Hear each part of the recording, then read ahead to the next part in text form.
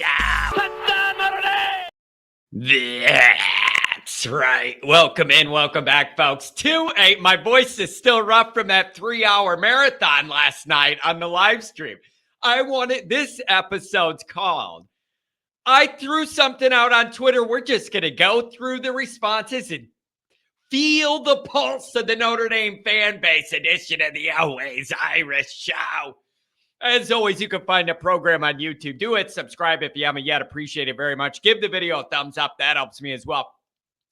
The notifications on. That way you're alerted every time a new episode drops. You don't want to miss it. Twitter, search bar, Always Irish Rat. Always Irish Inc. Emails alwaysirishandy@gmail.com. Audio only anywhere you want me. You can give me the call-in line. 312-988-15. You tell Johnny all you've heard and seen. Fighting Irish Wire every damn day. Put it into Google. Read all about Notre Dame football. I know you're going to do it anyways. You may as well read something I'm writing, baby. Also, don't forget this Sunday, it is Sam Hartman's first public Notre Dame NIL autograph signing, sponsored by Always Irish. We're going to see you there. Forever Young Sports Cards, Crown Point, Indiana. Tickets still available for the event. We're going to have ourselves a day, folks. We're going to have fun stuff for the kids to do. Talk Notre Dame. Have a bunch of giveaways. Meet Sam Hartman. What a great way to start off the year. We're at the light at the end of the tunnel. A few more weeks. Camp starts, and then we get serious about all this. No more speculation. No more what if this, what if that. No more questions without answers. We're going to get some answers. It'll be here before you know. It'll be here before you know. So make sure you go to foreveryoungsportscards.com. Get your tickets. There's still some available.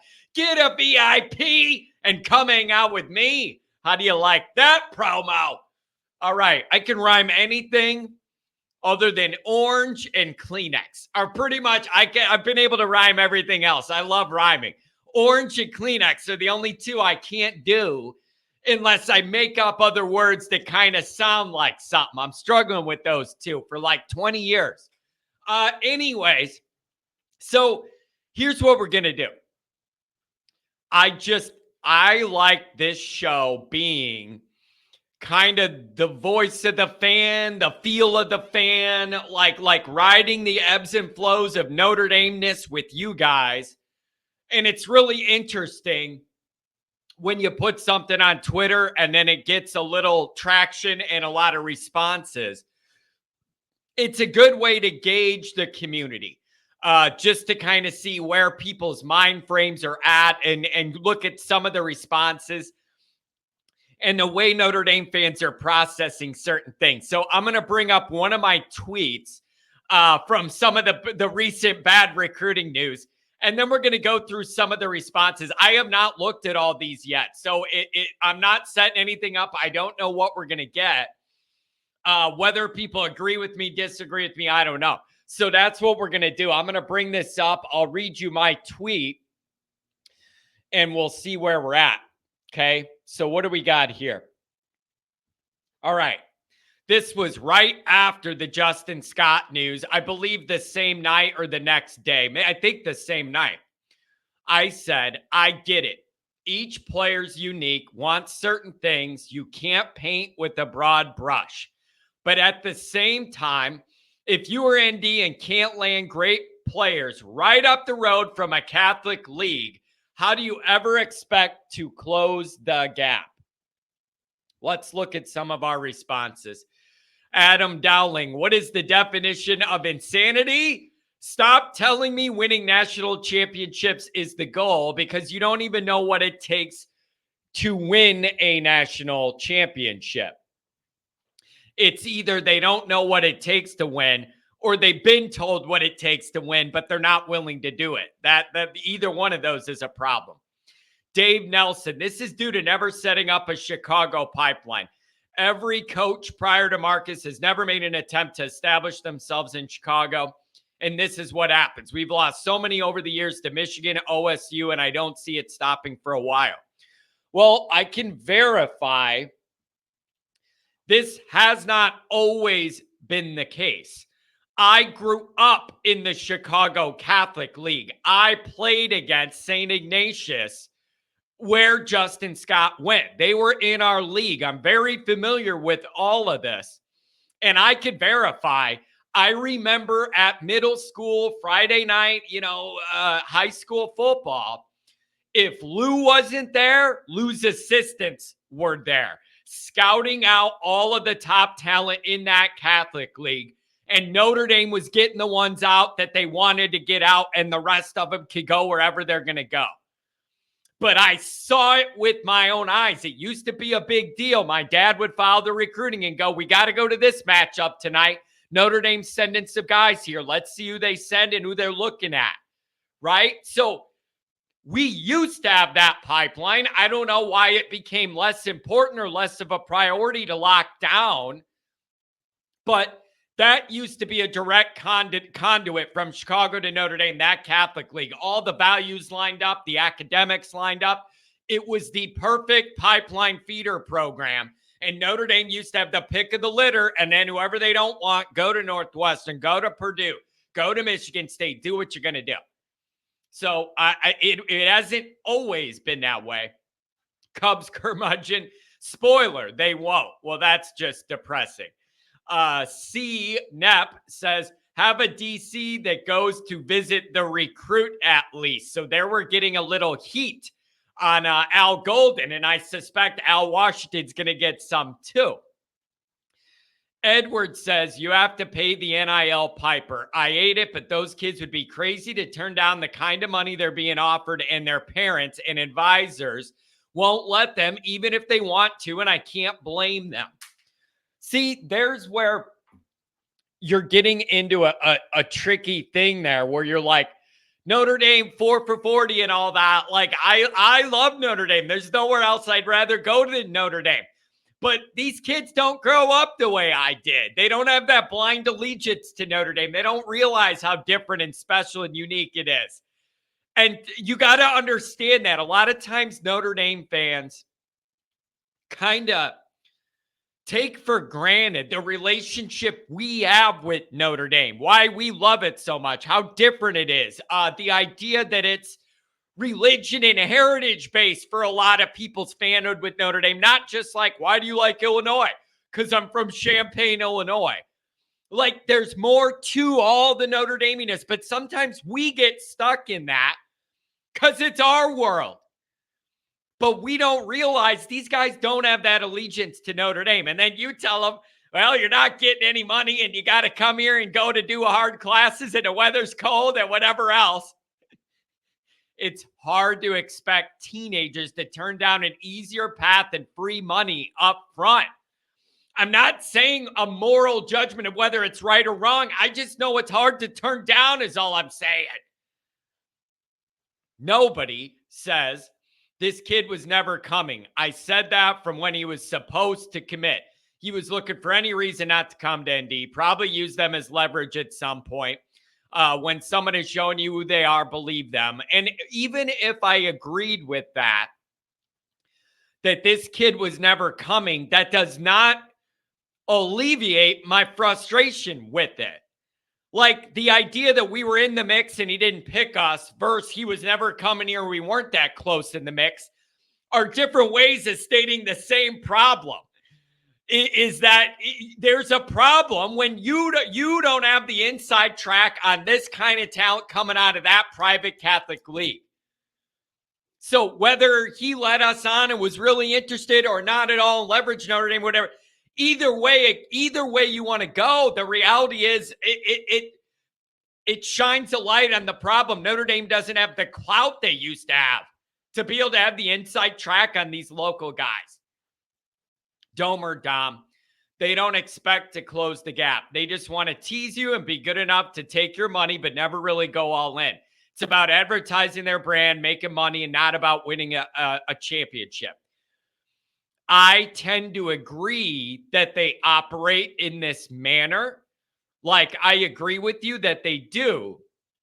But here's my argument against Notre Dame for doing it this way. It's all about advertising their brand and making money, not about winning a championship. I can't think of any better way to advertise your brand and make more money than to win a championship. You win a championship, it's the tide that rises all ships. Donations will go up. People will be happy. People want to send their kids there. People will buy more stuff. Be happy to pay your ridiculous prices. So it's really short-sighted that Notre Dame goes about it this way. If advertising their brand and making money is the priority, winning a championship is by far the best way to do that. It's the biggest needle mover. So that's like not helping you big picture. Joey, Notre Dame not getting a visit should have been telling, but what do I know? Again, some people here are missing my point. Even if you didn't get a visit, it still highlights my point. You don't have the inside track in these guys, and that's a problem. Just by default, Notre Dame should have relationships built with all of those coaches and everything. I just feel like you should have that wrapped down. That you should have the inside track. Not even that you land everybody, but you should have a little edge. You're a private Catholic school. It feeds right in. There's history there. Come on. Oh, man. Oh, boy. Jay Lehman says money. Adam Dowling, maybe start with the top 7 recruiting class 1 year before you talk national championships. Beat them on the field, says the old Gipper. Here's the problem with, all right, and Daniel Joseph, you have to produce on the field first. If we do, they will come. We have to get the most out of our 3 stars. That's the issue. That's the problem with the beat them on the field. What does it take to beat the 3 marquee teams we play this year on the field? Well, really good players would help. The kind that we don't have enough of and we want to get more of. Like, I always say this, you're getting into the chicken and the egg type thing. Beat them on the field. Yeah, obviously the easiest way to recruit is to go 12-0 every year. That is by far the best recruiting tool you could ever have. Go undefeated. Duh. Easier said than done. That's the issue. It's really easy to say that, and it's hard to do when you expect our guys that aren't at the 4 or 5-star levels to go win all their games. Yeah, that's the easy solution, but it's hard to get it done. Robert says you're not going to close the gap. Vel says Chicago doesn't belong to Notre Dame. The mindset of the people there isn't of decades past. They want money. I bet my soul they gave him a bag and he knows they will win games. Yeah, I mean, that could be true. Brian says they need to step up and start matching the payments these guys are getting. Add that to the 4 for 40 presentation, and you could get some 5-star guys to come. It sucks, but this is where we are. Charles says it's hard to close the gap when they're not willing are not willing to play in the same recruiting field. Brian, not over yet. Yeah, that's the other thing. With the guy like this, he could change his mind. Who knows? A lot could happen. Do you have a chance to get back in it for him if you beat Ohio State and he's there for that as their recruit or something? I don't know. I don't know. Maybe he'll be watching at home and see you beat them and change his mind. I don't know. James McDowell. We don't care about the gap. Winning national titles in football are no longer a goal as long as the brand still brings in money and is a top 5 brand. It's just so sad. And I just wonder how long Notre Dame could live off that, right? Where you're not really elitely competitive and winning at that level, but the place still sells out and the money comes in and there's not big segments of the stadium with open seating, where nobody's there. And again, the philosophy is so short-sighted because if it's all about brand and image and bringing in money, winning a championship is by far the number one tool to be able to do those things. It's the number one thing you could do. JH. I don't care where the hype recruits go. I care about the players that come and the people they become. The best recruit in the last cycle is Luke Talich, a guy who turned down Big Five offers because ND was his dream. Find 3 of those to replace 1 star and make a first rounder. Wait a second. Let me look at this. I don't care where the hyped recruits go. I care about the players that come and the people they become. Obviously, we want our guys to be good people, but they could also be great players. Oh, man. Maureen says, I'm sad. Well, there you go. Michigan guy says, oh, gee, let's see where this is going to go. Harbaugh on the avatar here. I'm scared already. When we came back from the Michigan visit, the whole family was set on them, he told On3. I was ready to commit to Michigan. And then we went to Ohio State. And the one thing that pushed Ohio State over the top was Coach Larry Johnson. You were never getting him. Again, you're missing the point. No matter whether Notre Dame was in it, finished second or third or whatever, the overall point is the same. Notre Dame should have the inside track on these guys from the Catholic League, and nobody's going to convince me otherwise. All right? Nobody's going to convince me otherwise. If Notre Dame doesn't have the inside track on a private Catholic league right down the road that you have a history with, you're doing something wrong. You're doing something wrong. So you were never getting them, whatever. You're proving my problem. You're not disagreeing with me. You're further proving my point. Carmel says, but ND grabs a ton of kids from Texas, a top linebacker, LSU backyard, top QB from Michigan with Michigan ties, and folks losing it because a Catholic school kid wants something different. Come on. It's not about one guy. It's about the totality of a bunch of guys over time. And it also, I have been very clear about this. This is not about this one player. It is the fact that this dynamic highlights the problem that Notre Dame no longer has the cachet it needs to have to get over the hump.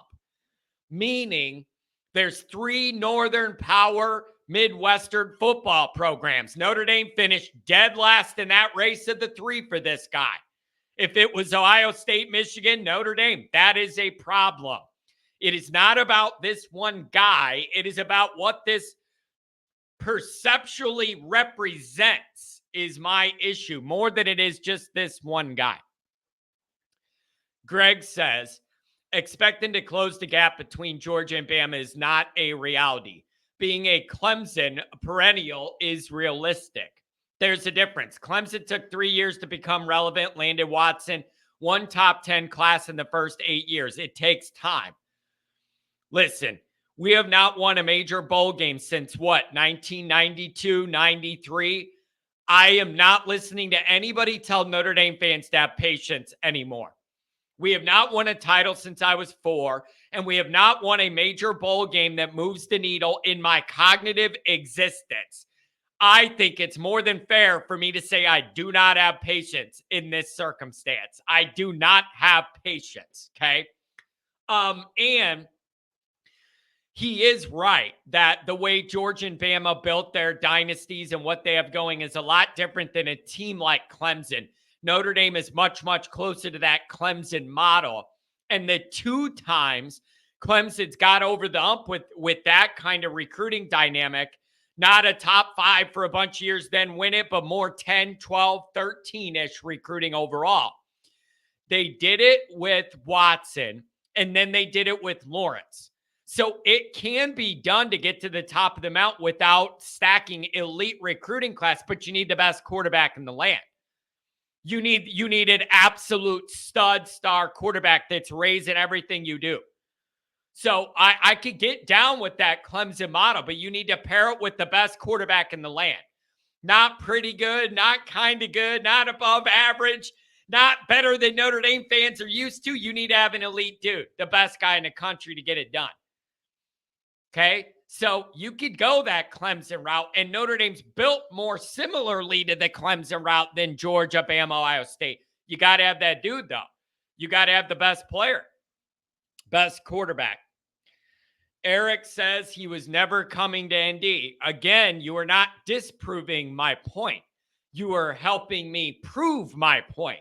The fact that people are convinced Notre Dame was never really in the race at all further proves my point. That is not a rebuttal to me. You are proving my point for me, that it is a problem. Notre Dame doesn't have the clout to have the inside track on a Catholic League guy. Hub says he'll be in the transfer portal in 2 years. Sam, they will never close the gap. They hit their ceiling with Kelly. Time to face the truth. That is a very dire way to look at it, and it doesn't have to be that way. Notre Dame can do certain things, operate differently, and not have it be that way. A lot of this is self-imposed by the governors Notre Dame puts on themselves. Evan, it's embarrassing that Scott didn't even take an official visit to ND this summer. It's embarrassing that Ohio State came into our backyard and took two of our top targets, top 2 cycles. It's embarrassing that Ohio State snagged Jason Moore over us last cycle. That's a lot of embarrassment. RH, till this university does everything it can to put a championship team on the field. Just keep open for New Year's Six bowls. We can't win the big one with Freeman and the coaches being crushed by the admin. That is just depressing. Geisha, man, have the 2 Owls lost their way to recruit? That is a big, big question that we all have is, we don't know what Marcus Freeman thinks of this dynamic. Does he feel that Al Golden, Al Washington are recruiting to the level that he expects at an elite clip? Or are there issues there behind the scenes that we don't know about and Marcus is struggling with, has to pick up the slack? Like, I don't know. But that's something to look into. Joseph says they aren't going to. It's been apparent for a very long time. Hackman said it best. It's who we have. Again, I get it, but it's not as easy as people say. Oh, you know what would change everybody's perception of Notre Dame? Go 12-0. Yeah, no kidding. It's easier to say than to do when you don't have 4 or 5 5-stars running around on each side of the ball. You can't just say, oh, you know what would help everything? Go undefeated. Well, no kidding. It's hard to do when you don't have the best guys, though. That's the part of this you don't want to admit. He wanted money and didn't want to go to class. Well, that's a problem. That's a problem here. Domer guy, it's not about school. It's about what school pays the most. Mixed with the past draft success per position and position coach credentials. But we all know it's mainly about the $1 million or $2 million said player gets for signing. That is a depressing state of affairs. McLuhan's ghost says, just win, baby, Al Davis style. John Galt, nobody wants to attend a small school in the middle of the ghetto. South Bend is an absolute dump. There is nothing to do but add to the shake and bake. It's a shithole. Jeez. John, that's a very bright comment here to end on with that little bit of positivity. So I think it's safe to say people are not happy. People are not happy. But the one trend that I do see is people saying Notre Dame was never really in the mix. So it as a way to kind of like blunt the negativity, I guess. Like we weren't even that close, so it should make you feel better. The further away we are, the worse I feel, not the better about this. That's one trend I saw from people being like, we weren't even down to the last 2. Relax. You're further proving my frustration, not minimizing it by looking at it that way. So I don't know, you guys. I just kind of wanted to see where you were at on that. Yeah, I don't know. It's just so frustrating. But I wanted to take the pulse of the group, kind of give you guys an idea of where people were at on Twitter. What do you think about it? Do you agree with that? What the people said? Disagree? Do you disagree with me? Let me know what you think. That's what we're here for.